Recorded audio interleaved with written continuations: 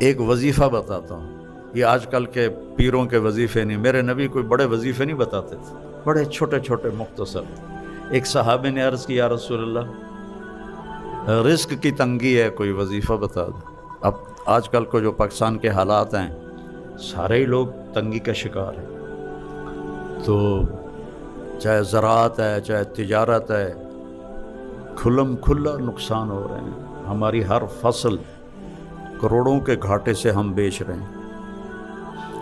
تو میرے نبی نے فرمایا، انہوں نے کہا یا رسول اللہ کوئی وظیفہ بتائیں، تو میرے نبی نے فرمایا ادم علی الطہارہ یوسع علیک رزقک، باوضو رہا کر تیرا رزق بڑھ جائے گا۔